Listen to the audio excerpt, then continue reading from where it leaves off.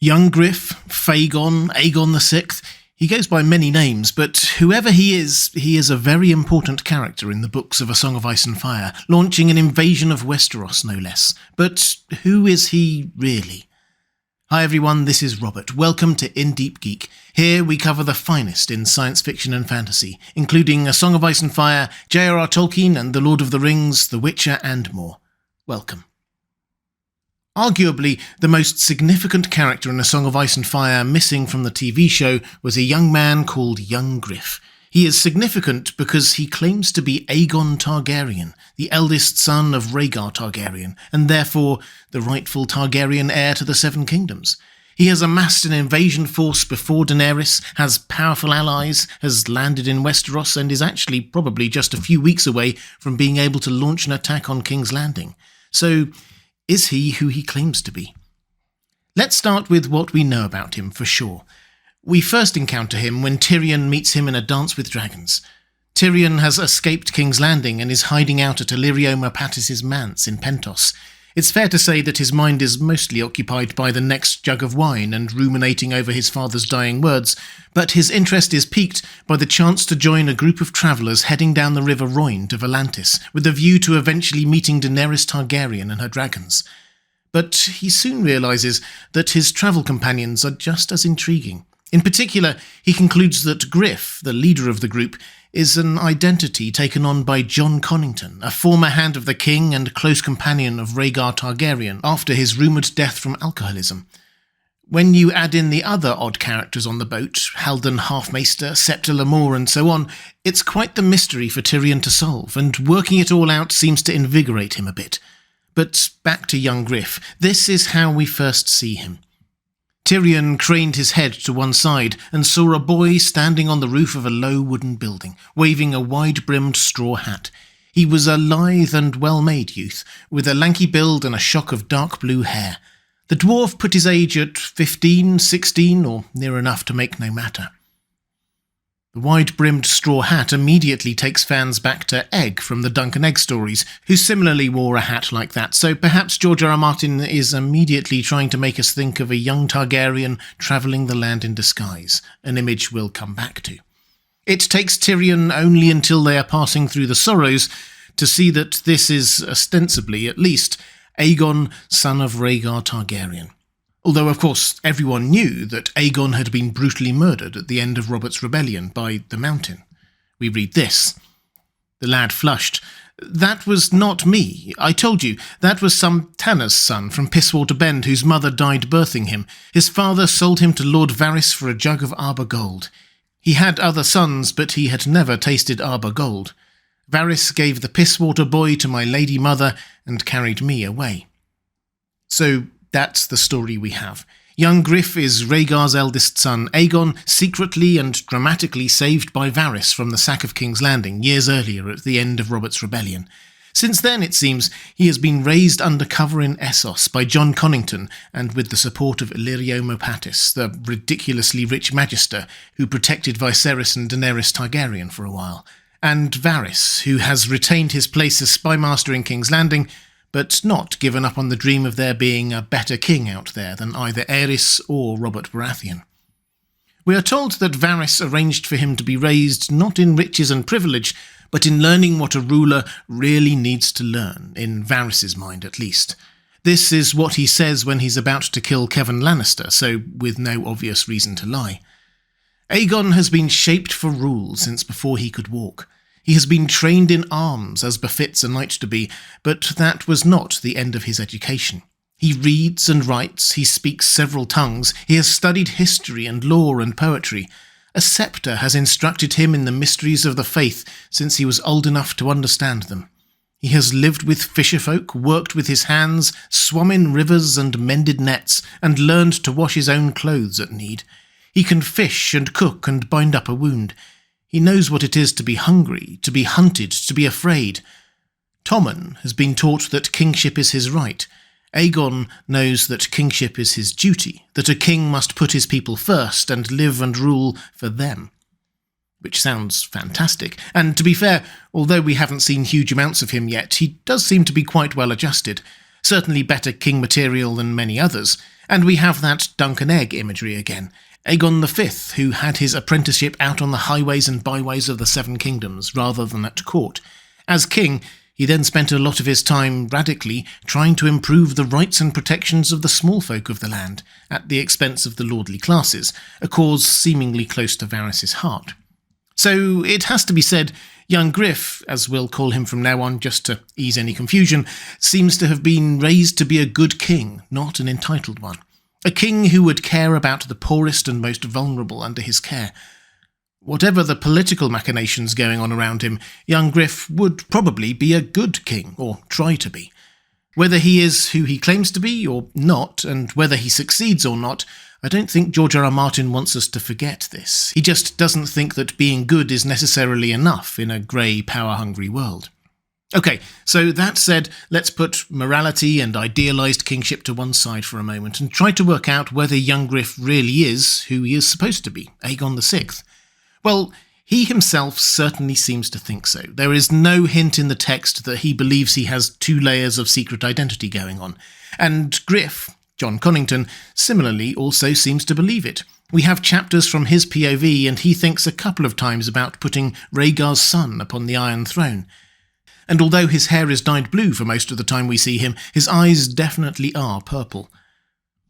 On the other side of the Narrow Sea, on hearing that someone had landed in the Stormlands with an army claiming to be Aegon VI, Kevin Lannister, who had witnessed the presentation of baby Aegon's body to the new King Robert years earlier, recalls that the girl had been recognisably the Princess Rhaenys, but the boy, a faceless horror of bone and brain and gore with a few hanks of fine hair.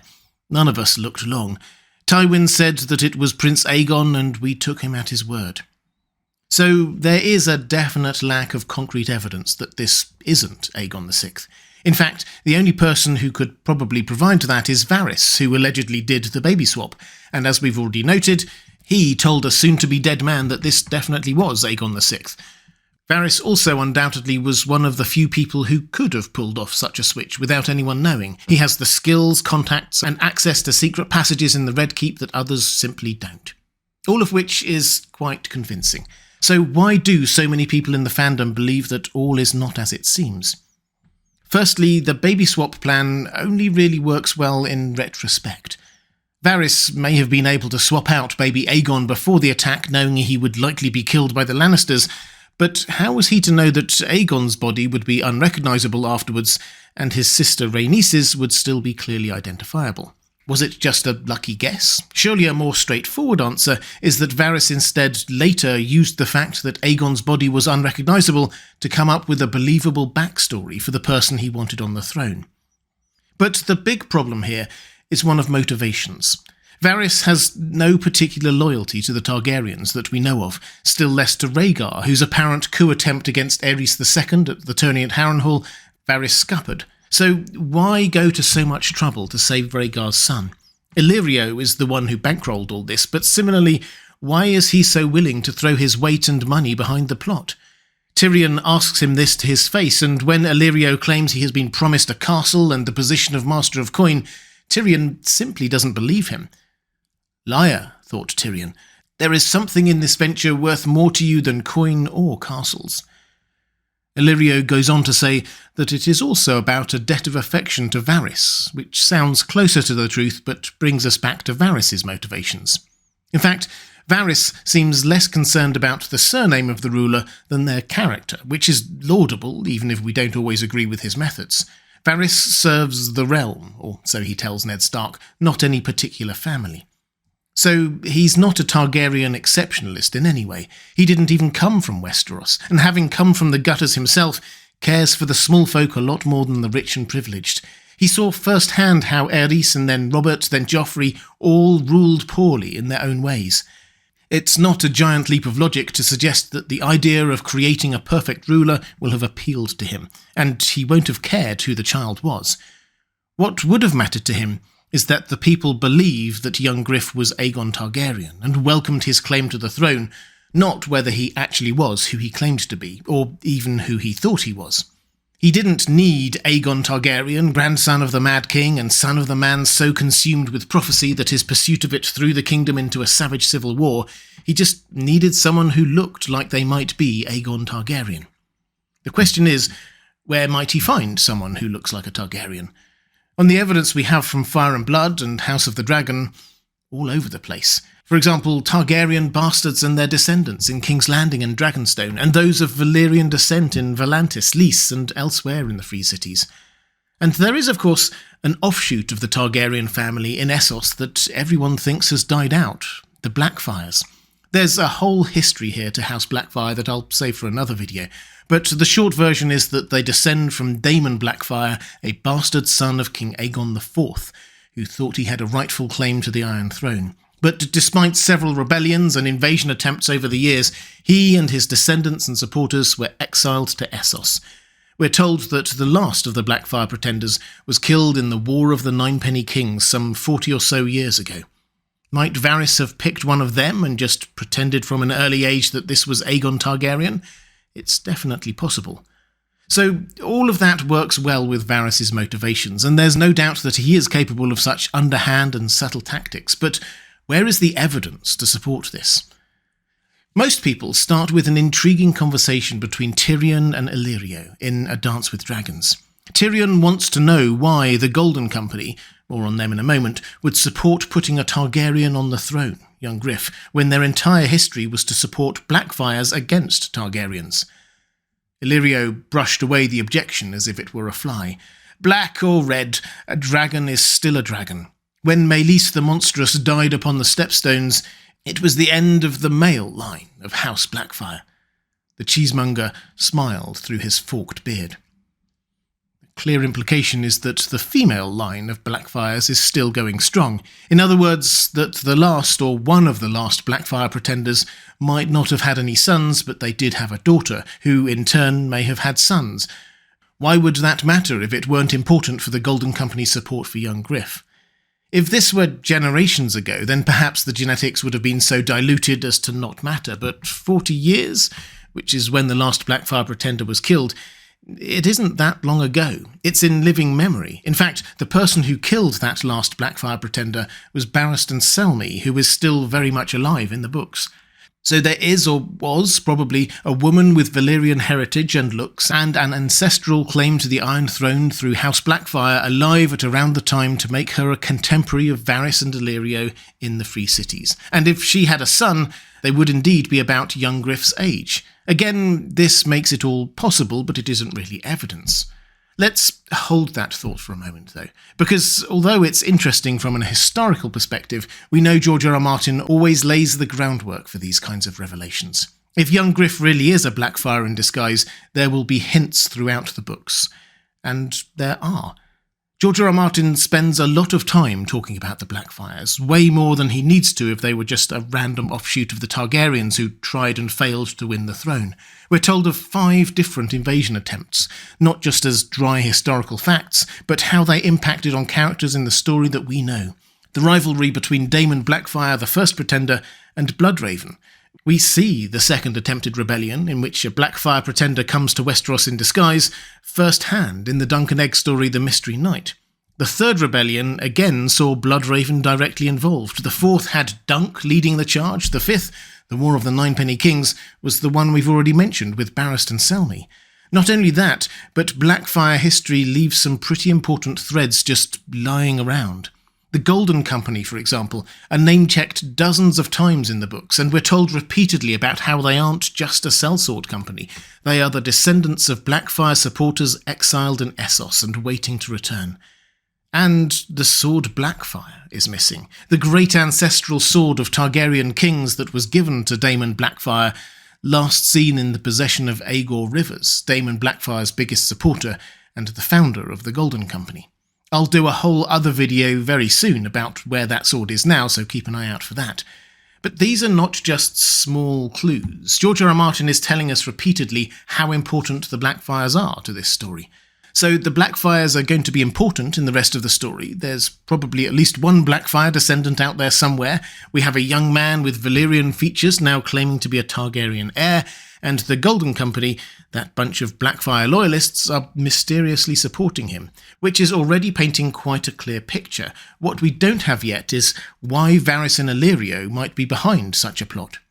Well, you will find plenty of theories out there connecting Varys to the Blackfires. Perhaps he is secretly one himself, hence him keeping his head shaved like an egg, or perhaps he is secretly not a eunuch but a woman, and so on.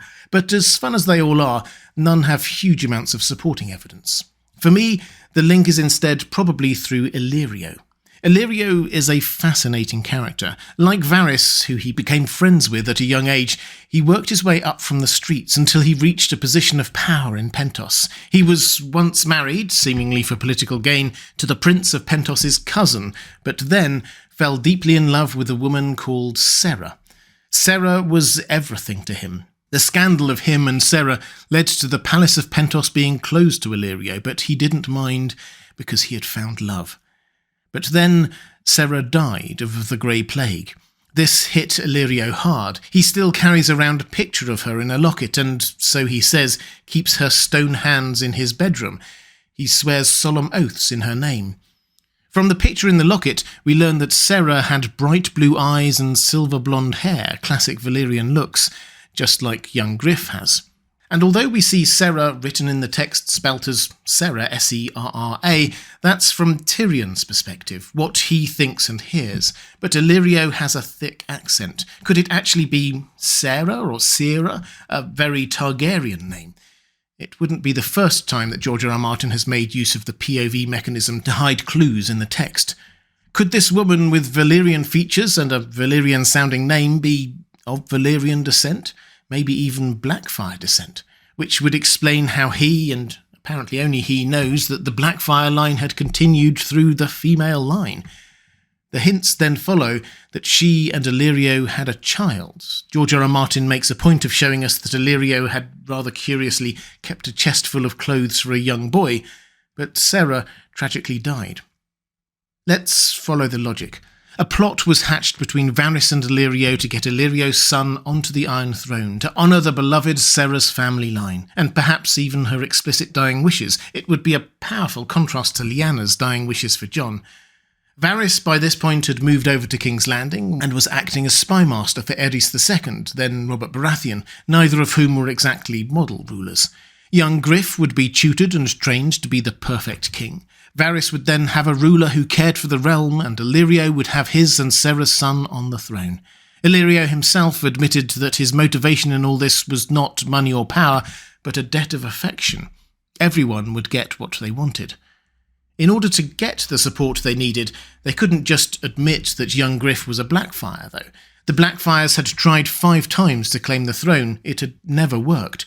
So instead, he would claim to be Aegon VI, the true Targaryen heir, and when the time was right, Varys would eventually start spreading the rumour that he had saved the babe from Gregor Clegane, and so on. A Blackfire with a black dragon sigil would be pretending to be a Targaryen with their red dragon sigil.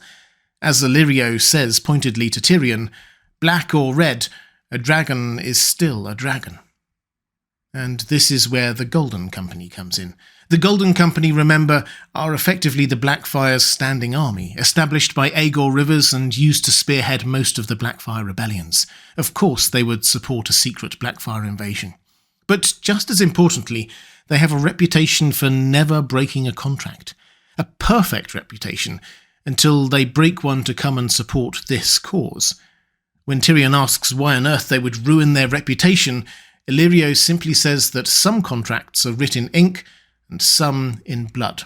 In other words, they are honouring their ancestral blood vow to support the Blackfires. There is no other reason for them to do it. And there are more hints elsewhere that Aegon may be a false dragon. One of the visions Daenerys has in the House of the Undying is of a cloth dragon swaying on poles, cheered by a crowd, which seems to be one of the lies she must slay. And Quaithe also warns her to beware the Mummer's dragon. The imagery both times seems to be clear. This is a pretend dragon, not a real Targaryen, and it is Dany's role somehow to expose it. It all adds up, explaining everything from Illyrio and Varys' motivations, the Golden Company's actions, and even some of Dany's visions, to why George R. R. Martin tells us so much about the Blackfires in the main story. There is no smoking gun here, no 100% conclusive bit of evidence that this is true, but we shouldn't expect one yet, because George R. R. Martin is obviously wanting to do a big reveal later in the story. And as for Varys having no reason to tell the dying Kevan Lannister a lie, I actually don't think there's a contradiction here. Young Griff has started his invasion by this point, so Varys actually wants the rumour that baby Aegon was saved from death all those years ago to start spreading. And if Kevan is mortally wounded, there are others there, his little birds, the children who work for him, and Varys is too clever to trust anyone 100%, even them. And he certainly doesn't owe Kevan Lannister honesty when he's about to kill him. Him asserting that young Griff really is Aegon is exactly what we would expect. Finally, let's look at what this all means for the plot. Young Griff saying he is Aegon VI immediately sets up a good old-fashioned Targaryen succession crisis. He certainly thinks that he is ahead of Daenerys in the line of succession, and would think the same about Jon if he ever learned of him. But it's hard to imagine Daenerys standing meekly aside for him, and your guess is as good as mine as to how she would react to a marriage proposal. Of course, Daenerys sweeping in to claim her crown unopposed just isn't how Targaryen succession has ever worked. Fire and Blood shows time and again how there is a Targaryen succession crisis in almost every generation. This generation won't be any different.